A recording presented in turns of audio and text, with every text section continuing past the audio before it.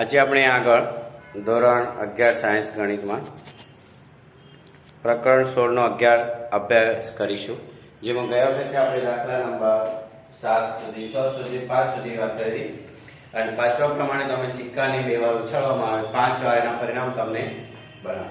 હવે અત્યારે આપણી પાસે આવે છે કે ઓરડા x માં બે છોકરા અને બે છોકરીઓ છે.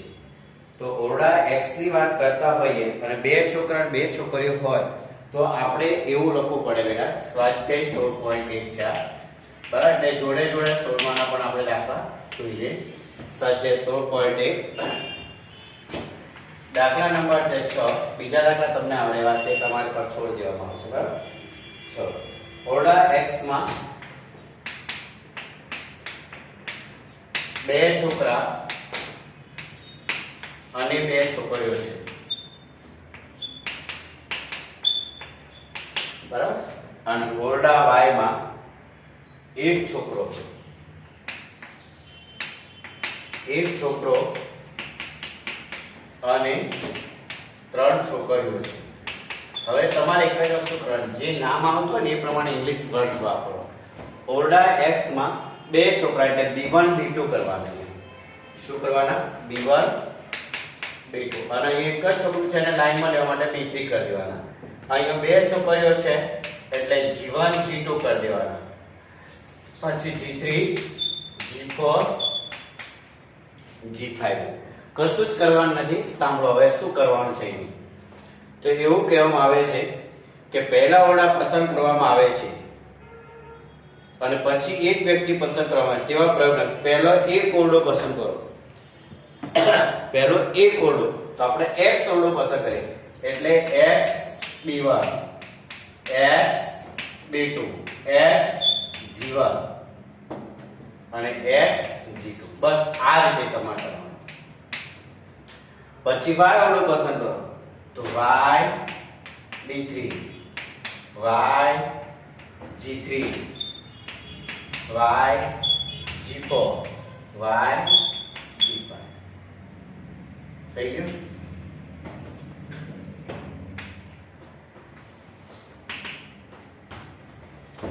ઓરડો x પસંદ કરો પહેલો ઓરડો, એમાં જે છોકરા છે એને ક્રમમાં ગોઠવી દો. પછી y ઓરડો પસંદ કર્યો છે, આમાં પણ છોકરો b1 કહેવાની જરૂર નથી, b3 કહ્યો ચાલે. એટલે આ ઘટકો જે છે લાઈનસર રાખવાના g1 g2 ને તમારા નિર્દેશ અવકાશ થઈ ગયો. બોલો કઈ છે? દાખલા નંબર 6 માં જ કરવાનો. નિર્દેશ અવકાશ અત્યારે કોઈ ગણતરી છે નહીં એટલે જલ્દી આવી જશે. દાખલા નંબર 1 કોથળામાં એક પાસો લાલ રંગનો અને એક સફેદ રંગનો, અન્ય એક પાસો ભૂરા રંગનો છે. હવે પાસો હોય એટલે કેટલી સંખ્યા થાય? 6 6 6 6 એવું થાય. એટલે તમે એવું વિચારી શકતા કે 6 × 6 36 36 × 6 એટલે 216 એવું નથી કરવાનું. એક પાસો યાદચ્છિક પસંદ કરવામાં આવે છે, તેને ફેંકવામાં આવે છે તો પાસાનો રંગ અને તેની ઉપર બાજુ પરની સંખ્યા નોંધવામાં આવે છે.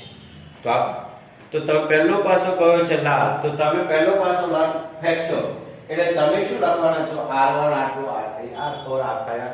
પછી બીજો પાસો ફેંકશો. ફેંકવામાં આવે છે પાછળ રંગ અને ઉપર બાજુ પરની સંખ્યા. એટલે પાસાને એક જ વખત અલગથી ઉછાળવાના છે. તો તમે પહેલો પાસો લાલ રંગનો છે એને ઉછાળો તો પાસા પર રંગ જે આવે તે કદાચ તમારે 4 આવે તો r4 લખી દો. પછી ફેંક્યો તમારે એટલે બધી બાજુ લખી દેવાની રીતે r1 r2 r3 r4 r5. પછી વાદળી રંગનો પાસો ફેંકો તો વાદળી રંગ માટે આપણે શું લખીશું? બ્લુ એટલે b.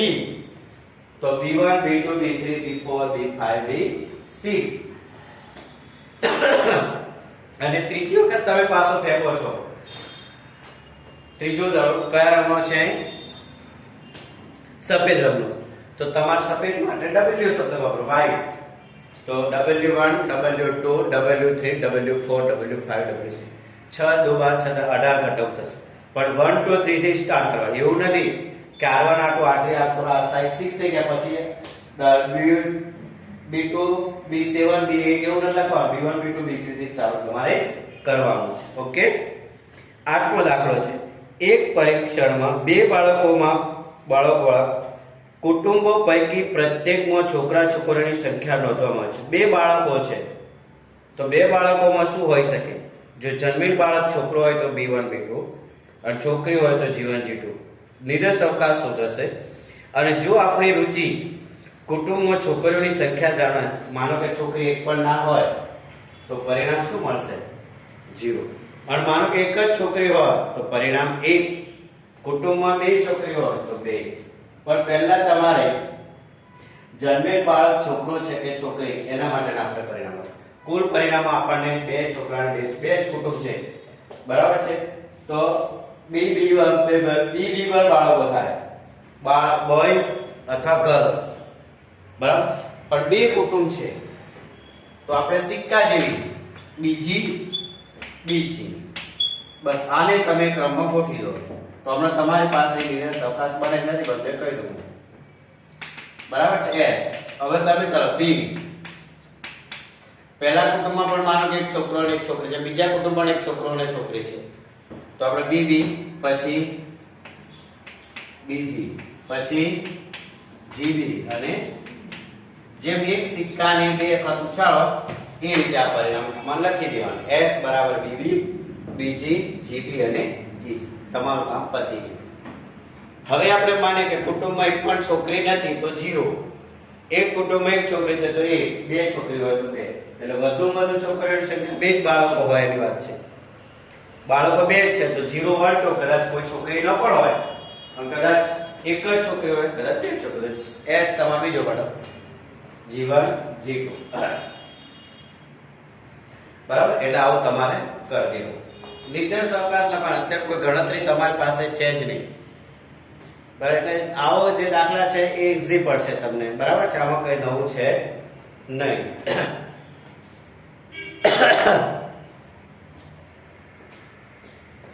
આગળ છે એક ડબ્બામાં એક લાલ 3 સમાન સફેદ રંગના છે. એક લાલ છે અને 3 સફેદ સમાન છે, એટલે 1 રેડ આ સફેદ W1 W2 W3. 2 દડા એક પછી એક પાછા મૂક્યા વગર ડબ્બામાંથી યાદચ્છિક રીતે કાઢવામાં આવે છે. 2 દડા એક પછી એક. તમે એક દડો લીધો, માનો કે મેં R1 B1 W1 લીધું, R1 W1 લીધો હોય તો તમારે શું કરવાનું? દડો પાછો મૂકવો જવો પડશે. મૂકવા નથી તો બાકી પહેલો R1 W1 થાય, પછી R2 W2 થાય, એ રીતે તમારે લખવાનું છે. સમજી ગયા? બસ આ રીતનો તમારો જે પ્રશ્ન છે એ રીતે ચાલી રહ્યું છે. દાખલા નંબર કયો છે? 8મો છે ને? તો અરે 9મો છે. RW WR WW. કેમ એવું થયું? RW હું તમને કહી દઉં. પેલા એને જોઉં તો એક સિક્કા વાળાની વાત જેવું, એક છોકરાએ ખિસ્સામાંથી જે રૂપિયો કાઢ્યો હતો અને એ સિક્કાને પાછો મૂકવા નથી, બરાબર છે? એવી રીતે સિક્કો ખર્ચ. બસ એના જેવો જ આ દાખલો છે. તો આ WW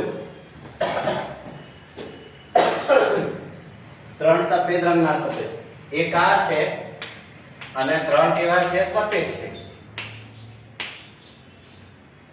3 દડા સફેદ અને એટલે WW. હવે તમારે શું કરવાનું? પહેલા આ W કરી દો, બરોબર છે? તો આ W તો એક W ખુલી ગયું.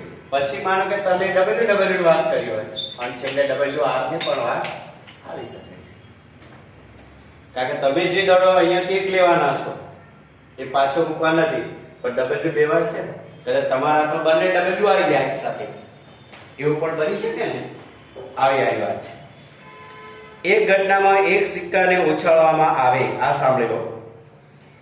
એક ઘટનામાં એક સિક્કાને ઉછાળવામાં આવે અને તેના પર છાપ આવે તો સિક્કાને ફરીથી ઉછાળવાનો છે. માનો કે તમે સિક્કાનો ઉછાળ H મળી ગયું તો સિક્કાને ફરીથી ઉછાળો, બરાબર? જો સિક્કાને ફરીથી ઉછાળશો તમે તો પહેલું HS થશે, HT, બરાબર? અને જો તેના પર સિક્કાને ફરીથી ઉછાળવાનો છે, જો પ્રથમ વખત ઉછાળવાથી તેના પર કાંટો આવે તો પાછો ફેંકવામાં આવે છે. તો HS પહેલા છે, પછી HT, પછી T1 T2 T3 T4 T5 T6 લખી દો. છાપ આવે તો સિક્કાને ફરીથી ઉછાળો, એટલે ફરી પણ છાપ આવી ગઈ તો તમારી પાસે છાપ એટલે HH અને HT બની જાય. આ સીધી સિમ્પલ વાત છે.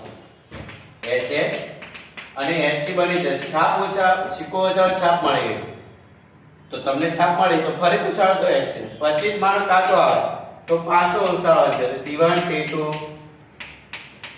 T3 T4 T5 T6. આ તમારી નિદર્શ અવકાશ થઈ ગયું. HH HT TT T1 T2 T3. બસ બહુ સાદું ને મગજ થોડું ચલવી લેવાનું. બીજું કઈ છે, ધારો કે ગોળાઓના એક ઢગલામાંથી 3 ગોળા યાદચ્છિક રીતના છે. ગોળા જે છે બલ્બ જેને કહીએ છીએ આપણે, બલ્બ છે જે એનો ઢગલો છે, એમાંથી તમે બલ્બ જ્યારે બહાર કાઢો છો ત્યારે પ્રત્યેક ગોળાની ચકાસણી કરીને ખરાબ ગોળાને ઢીંડાટી અને સારો હોય ને એમાં વર્ગીકરણ કરો. આ ઘટના નિદર્શ અવકાશ જણો. 3 જ ગોળા છે. કેટલા ગોળા છે આપણી પાસે? 3 જ ગોળા છે. અને 3 ગોળાને તમે જ્યારે બહાર કાઢો છો ત્યારે એમાં એવું બની શકે છે કે 3 ગોળા છે બરાબર છે, ખરાબ અને સારા માટેનો સંકેત તમને આપી દીધેલો છે. સારા માટે N અને ખરાબ માટે D. એનો મતલબ એવો થયો કે તમે જ્યારે ગોળા બહાર કાઢો છો ત્યારે એ ગોળો DN સ્વરૂપમાં હોઈ શકે અને ફરી પણ DN સ્વરૂપમાં તમને મળી શકે છે.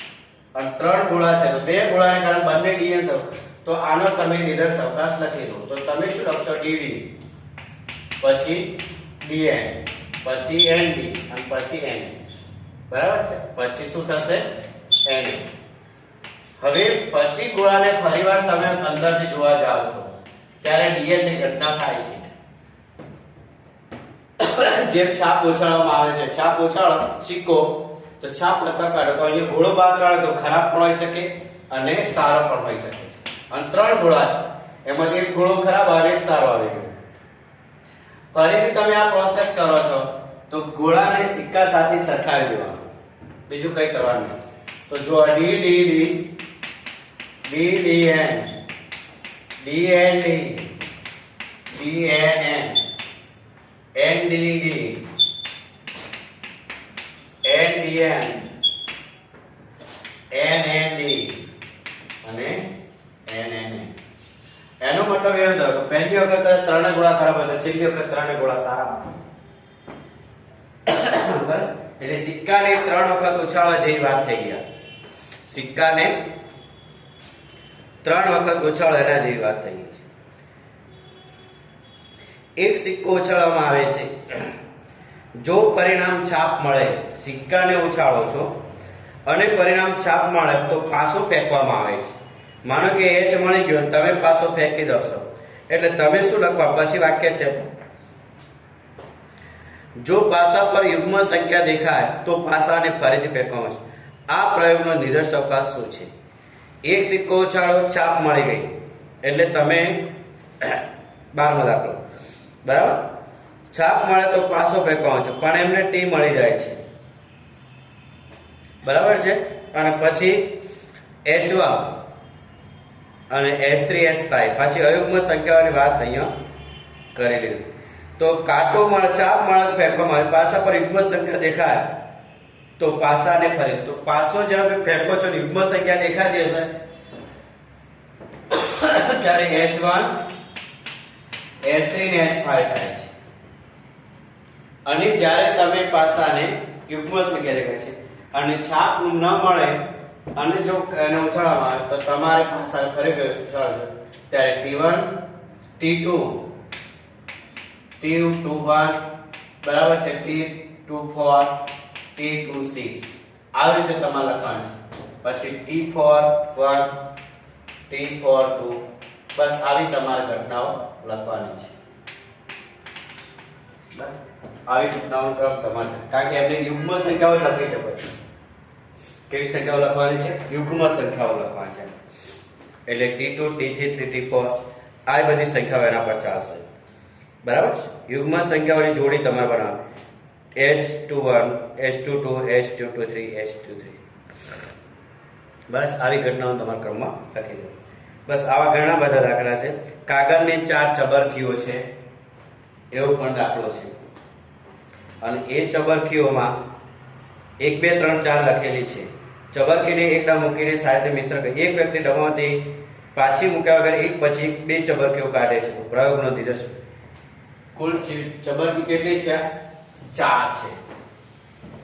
હવે h થી ચાલુ થાય છે આપણો h1 t યુગ્મ હોય ત્યારે છાપ મળે ત્યારે જ દાખલો કરવાનો. તો આપણે t લખેલી જગ્યાએ બરાબર છે. તો પહેલા આની વાત કરીએ આપણે.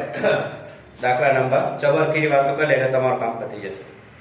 તો પહેલી ચબરકી કાઢે છે 1 2 1 3 1 4 1 2 1. બરાબર છે, બહુ ઈઝી છે. કુલ ચબરકીઓ 4 છે 1 2 3 4.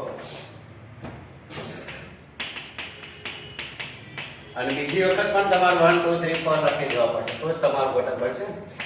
માનો કે પહેલી ચબર એટલે 1 1, પછી 1 2 1 3 બરાબર. પણ આમાં 1 1 ઘટક તમારે નહીં આવે, બંનેની અંદર પહેલી ચબરકી તમે લઈ એટલે 1 2 થી તમારી શરૂઆત થશે. ક્યાંથી થશે? 1 2 થી. કારણ કે તમે એક ચબરકી લઈ લીધી એટલે આ ઘટક આવશે નહીં. હવે તમે બીજી ચબરકી લો એટલે 2 1 થઈ જશે બરાબર. પછી 2 3 અને 2 4. એની એક ચબરકી સાથે આપણે ફરી નિદર્શ અવકાશ લખવા નથી બરાબર. પછી આવશે તમે 3 લઈ લો તો 3 1 3 2 3 4. પછી 4 1 4 2 4. આ s થઈ ગયું. એટલે એક જ વસ્તુ વિચાર 1 લઈશો તો 1 સાથે 2 1 સાથે 3 1 સાથે 4 આ લખવાની જરૂર આપણી જાતે સમજી લેવાનું છે. 1 સાથે 2 1 સાથે 3 1 સાથે પછી 2 લેશો એટલે 2 1 2 3 2 4 પછી 3 લો એટલે 3 1 3 2. મતલબ એનો કહેવાનો અર્થ એ છે કે એને એ જ ઘટક સાથે નથી કરવાનું કારણ કે ચબરકી પાછી મૂકવાની નથી. ચબરકીને જે ચીટી છે એને આપણે પાછી મૂકવી નથી. પાછી નથી મૂકવાની એટલે આપણે પ્રયોગ કરવાનો છે. એવા એવી રીતે છે એક પ્રયોગમાં એક પાસો ફેંકવામાં આવે છે. જો પાસા પર યુગ્મ સંખ્યા દેખાય તો સિક્કો એકવાર ઉછાળવામાં આવે છે. પાસા પરના અંકોની સંખ્યા 1 2 3 4 5 છે. તમે પાસો ઉછાળો યુગ્મ સંખ્યા 2 4 6 દેખાય તો તમારે સિક્કો ઉછાળવાનો. પાસા પર અયુગ્મ સંખ્યા દેખાય તો સિક્કાને બે વાર ઉછાળો. તો પ્રયોગના નિદર્શ અવકાશ બરાબર. કેવો પ્રશ્ન છે તમને ખબર પડી ગઈ. તો એને સિક્કો ઉછાળો છે, છાપ દેખાય સિક્કા પર અને પાસા પર અયુગ્મ સંખ્યા દેખાય 1h1 1ht th tt 2h 2t બરાબર. એટલે બધા જ ઘટક સાથે તમારે આ કામ કરવાનું. પહેલા hh પછી 1ht પછી 1th 1tt 2h 2h 2t આ રીતે તમારે લખવાનું છે બરાબર. પછી 15મો દાખલો એક સિક્કાનો ઉછાળો છે. જો તેના પર કાંટો દેખાય તો 2 લાલ અને 3 કાળા રંગના. લાલ એટલે R1 R2 અને 3 કાળા છે એટલે B1 B2 B3 B4. એક ડબ્બામાંથી એક દડો કાઢવામાં આવે છે. જો તે છાપ બતાવે તો આપણે એક પાસો ફેંકીએ. એક સિક્કાનો ઉછાળો કાંટો દેખાયો તો તમારે TR1 TR2 TB1 TB2 TB3 ડબ્બામાંથી એક દડો કાઢવામાં આવે છે. જો છાપ આવે એટલે H આવે તો પાસો ફેંકો. H1 H2 H3 H4 H5 H6 આ તમારો નિદર્શ અવકાશ થઈ ગયો છે બરાબર. જોઈ લો જોઈ લો TR1 TR2. એક પાસાને વારંવાર જ્યાં સુધી તેના પર 6 ન દેખાય ત્યાં સુધી ફેંકવામાં આવે તો પ્રયોગનો નિદર્શ અવકાશ. માનો કે છગડો જ આયા કરે તો 6 પછી 1 6 પછી 2 6 3 6 4 6 5 6 પછી 1 1 6 2 1 6 1 2 6 1 5 6 બરાબર. આ ઘટમાં તમારા છગડો આવે ત્યાં સુધી આ ક્રિયા પ્રોસેસ અનંત સુધી છે. પહેલા છગડો આવી ગયો માને બરાબર. પછી 1 6 પછી 1 2 6 3 6 4 6 અને 5 6 6 6 પણ આ પછી ઊંધું કરો 1 1 6 1 2 6 1 આગળ રાખો ક્રમમાં ચાલુ પછી 1 3 6 આ રીતે તમે લખશો 1 5 પછી ફિર સે રાઉન્ડ ચાલુ કરો 216 બસ 2 2 બસ આ પ્રોસેસ તમારે ચાલુ રહે. છગડો આવે ત્યાં સુધી તમારે કામ ચાલુ રાખવાનું છે. આ રીતે તમારું 16.1 છે. કશું અઘરું નથી, માત્ર નિદર્શ અવકાશ લખતા આવડી જાય તો તમારું કામ પતી જાય એવું છે. ઓકે, તો આ થયું તમારે. હવે ઘટના આપણે યાદચ્છિક પ્રયોગમાં બરાબર છે. ઘટના એ છે પણ બી નહીં તો a માઇનસ બી લખો. ઘટના બી છે તો a નહીં તો b માઇનસ e લખવાનું. a અથવા b બંને હોય તો a ઓફ b, a અને b કહે તો a છેદ b, અથવા માટે યોગ આવે અને માટે છેદ આવે, અને a નહીં હોય તો a ડેશ હોય, b નહીં તો b ડેશ હશે.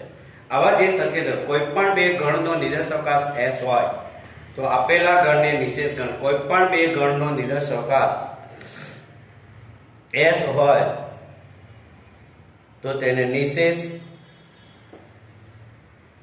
નિદર્શ અવકાશને સાર્વત્રિક ગણ પણ કહેવામાં આવે. એક સિક્કાને બે વાર ઉછાળવામાં આવેલા પ્રયોગો વિચારો તો સંકળાયેલ s s s st છે. એમાંથી તમે બે ઘટકોને અલગ કરો તો એ તમારા જ્ઞાન ઘટક છે, એના અવગણો છે.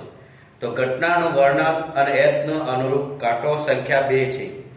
કાંટાની સંખ્યા ઓછામાં ઓછી કેટલો બનાવો? 1 કે 1 થી વધુ, s t t h t t. છાપની સંખ્યા વધુમાં વધુ 1, s t t h t t. વધુમાં વધુ એટલે 1 કે 1 થી ઓછી હોય. હા, તમે છાપની સંખ્યા 2 કરતા વધારે હોય તો 5 આવશે. આમાં જે ઘટકો તમે લખેલા છે બધા એના ઉપગણો છે. નિદર્શ અવકાશ s ના કોઈ પણ ઉપગણ e ને ઘટના કહેવામાં છે. નિદર્શ અવકાશ s ના કોઈ પણ ઉપગણ e ને ઘટના કહેવામાં છે. અહીંયા બધી ઘટનાઓ e તરીકે આપણે આગળના ધોરણમાં abcd લખતા હતા. ઘટના એ તો પાછા પરના અંકો યુગ્મ હોય, પાછા પરના અંકો b અયુગ્મ હોય, બે ના અવયવ એવું હોય તો આપણે ઘટના a b c એવું લખતા હતા. જે અહીંયા નથી, અહીંયા તમારે એક જ વાર e વાપરવા છે. એટલે s ના ઉપગણને ઘટના e કહે છે. બરાબર છે. એટલે e એ ચોક્કસ ઘટના હશે અને phi આવતી હોય તો અચોક્કસ ઘટના છે. બરાબર. ઘટનાના પ્રકાર અશક્ય અને ચોક્કસ ઘટનાઓ. રિક્ત ગણને s, રિક્ત ગણ એટલે ખાલી ગણને નિદર્શ અવકાશ s ની ઘટના પણ કહેવામાં આવે છે. પણ વાસ્તવમાં phi એ અશક્ય ઘટના, કારણ કે એની અંદર કોઈ ઘટક છે નહીં. એટલે ચોક્કસ ઘટના એટલે એની અંદર s ના ઘટકો હોવા જોઈએ. બરાબર છે. હું હમણાં બોલું છું કે પાસાની એક વખત ઉછાળતો નિદર્શ અવકાશ આપણને 1 2 3 4 5 6 મળી જાય. હવે એ નિદર્શ અવકાશ એમાંથી તમારી ઘટના એવી બનાવો એમાં કે ચલો અયુગ્મ સંખ્યા હોય તમે લખશો 1 3 5, યુગ્મ સંખ્યા હોય 2 4 6. બીજો ઘટક. ત્રીજી ઘટના લખીએ 2 ના અવયવ 2 4 6, 3 ના અવયવ 3 6, 5 થી નાની સંખ્યા 1 2 3 4. હવે હું એમ લખું કે ઘટના e માં મારે 7 લખવું છે તો હું ઘટક શું લખી દઈશ? 5. તો આ બધી જે ઉપરની જે ઘટનાઓ છે બધી e છે, એ બધી એની ઘટનાઓ છે. પણ આમાં ચોક્કસ કઈ અને અશક્ય કઈ, એટલે કે અચોક્કસ. તો શક્ય એટલે કે જે ઘટકો મેં e માં લખેલા છે એ તમામ ઘટકો s માં આવી જવા જોઈએ. બરાબર છે. e એ s નો ઉપગણ થાય તો એને ચોક્કસ ઘટના કહેવાય અને phi એ અશક્ય ઘટના છે. ઓકે, તો સમજવા માટે ઉદાહરણ લઈને પણ તમે કરી શકો છો. હવે પ્રાથમિક અને મૂળભૂત ઘટનાઓ કોને કહેવામાં આવે છે? જો ઘટના e માં નિદર્શ અવકાશનું એક જ નિદર્શ બિંદુ ઘટક તરીકે હોય તો તેને એકાકી ગણ. હા, એટલે એક જ ઘટક આવતો હોય. હું એવું બોલું કે 1 2 3 4 5 6 પાસાને એક વખત ફેંકી તમે 6 ઘટક લખી નાખે, એને નિદર્શ અવકાશ s કહેવામાં. એમાંથી હું એવું બોલું કે મારે માત્ર એવું જોઈએ કે બેકી અયુગ્મ સંખ્યા, બેકી અયુગ્મ સંખ્યા, અરે હા તો બગડો જ છે પણ ત્યારે બીજી જગ્યાએ છે બેકી હોય અને અવિભાજ્ય હોય એવી સંખ્યા જોઈએ છે. બેકી અને અવિભાજ્ય તો તમે બગડો જ બોલશો તો કેટલા ઘટકો છે આમાં? એક જ છે ને, માત્ર એક જ છે. ઈ માં એક જ ઘટના છે માટે એને પ્રાથમિક ઘટના કહેવામાં આવશે. કેવી ઘટના કહેવામાં આવશે? પ્રાથમિક ઘટના કહેવામાં આવે. અથવા એકાકી ગણ છે. જે પ્રયોગના નિદર્શાવકાશ n બિન ઘટકો હોય તેને ચોક્કસપણે મૂળભૂત ઘટનાઓ પણ કહેવામાં આવે છે. ઉદાહરણ તરીકે HHSTS તો E1 E2 E3 એ લખેલ દરેકમાં એક ઘટક તો એની નીચે બધી મૂળભૂત ઘટના એક એક ઘટકના બધા બનાવેલા તો એની મૂળભૂત ઘટનાઓ થઈ જાય, પ્રાથમિક ઘટનાઓ થઈ જાય. સંયુક્ત ઘટનાઓ એટલે એક કરતા વધારે ઘટકો હોય બધા સંયુક્ત ઘટનાઓ. એક કરતા વધારે ઘટક બસ સિક્કાને કોઈ એક ઘટનામાં એક કરતા વધારે નિદર્શ બિંદુ હોય તો તેને સંયુક્ત ઘટના કહેવામાં આવે છે. શું કહેવામાં આવે છે? સંયુક્ત ઘટના કહેવામાં આવે છે. ઉદાહરણ તરીકે એક સિક્કાને 3 વખત ઉછાળો તો 8 પરિણામ મળે તમને. પણ એમ કહ્યું કે બરાબર એક છાપ મળે તેવા પરિણામ તમને 3 મળશે. THT, TTH અને HTT કેટલા પરિણામ છે? 3. એટલે એમાં એક કરતા વધારે પરિણામો વાળા તમે ઘટકો બતાવે છે એટલે એને સંયુક્ત ઘટના કહેવામાં આવે છે. બરાબર એક ટી મળે એમ કહેવામાં આવે તો HHT, HTH અને HHT આવું પણ છે. એક કરતા વધારે છાપ મળે એટલે એક થી ઓછી હોય એવા તમામ. આ રીતે તમે જ્યારે તમે જે ઘટનાઓ બનાવો છો એ ઘટનાઓમાં એક કરતા વધારે ઘટકો આવે તો એને સંયુક્ત ઘટનાઓ કહેવામાં આવે છે. અને તમે જે ઘટના નિદર્શાવકાશમાંથી બનાવો એમાં એક જ ઘટક આવતો હોય, કેટલા ઘટક આવતો હોય? એક જ ઘટક આવતો હોય તો એને તમારે પ્રાથમિક ઘટના અથવા તો એકાકી ઘટના અથવા એકાકી ગણ તરીકે તેને ઓળખી શકાય છે. બરાબર. તો પ્રત્યેક ઉપગણમાં એક કરતા વધારે ઘટકો હોય છે. નિદર્શ અવકાશના તમે જે ઉપગણ બનાવો છો એમાં એક કરતા વધારે ઘટકો હોવા જોઈએ અને એક કરતા વધારે ઘટકો હોય ત્યારે સંયુક્ત ઘટના તરીકે ઓળખવામાં આવે છે. બરાબર. આટલું તમારા ધ્યાનમાં રાખવાનું છે. એટલે તમારું ઉદાહરણ સાથે પેજમાં એની અંદર આપેલું છે જો તમે સમજી શકતા હો. બરાબર. અને સમજી શકાય તો જ તમે જલ્દી કામ કરી શકશો એવું અહીંયા વાક્ય છે. તો પેજ નંબર છે 356 અને 357 પેજ ઉપર ઘટનાના પ્રકાર 2 છે, ચોક્કસ ઘટના અને અચોક્કસ ઘટના. એટલે શક્ય અને અશક્ય એવું યાદ રાખજો. બરાબર છે. ઘટના કોને કહેવાય? તો નિદર્શાવકાશ S ના કોઈ ઉપગણ E ને નિદર્શાવકાશ S ના ઉપગણ E ને ઘટના કહેવામાં આવે છે અને એના પ્રકાર છે. બરાબર છે. A પરંતુ A ને B નહીં, A - B એ પછી લખાઈશું આપણે. બરાબર. એટલે વ્યાખ્યા ઉદાહરણ સાથે તમારે લખી પછી સૂત્રો આવશે અને સૂત્રો પછી પૂરક ઘટના કોને કહેવાય? તો ઘટના એની સાપેક્ષે ઘટના A' ઉદ્ભવે તો A' ને ઘટના એની પૂરક ઘટના. પૂરક ગણ કહેવા આપણે ગણ કહેતા હતા, અહીંયા ઘટના બોલાય છે. શું બોલાય છે? ઘટના. એને તમને ખબર છે. પછી એના જે સૂત્રો છે સૂત્રો લખીશું આપણે આવતા પિરિયડમાં અને સૂત્રો પરથી આપણે દાખલા આવશે. એટલે તમારે પેજ નંબર 357 પર આવેલી વ્યાખ્યાઓ તમારે લખવાની. સંયુક્ત ઘટના, નિદર્શાવકાશ આ બધું તમારે લખવાનું છે. બરાબર. અને લખીને કરશો તમને આવડી જશે. ઓકે. આ થઈ તમારી જે દાખલા છે એની વાત આપણે કરી દીધેલા છે. ઓકે. તો ચલો આપણે હવે આવતા પેજમાં આગળ જોઈશું. બરાબર.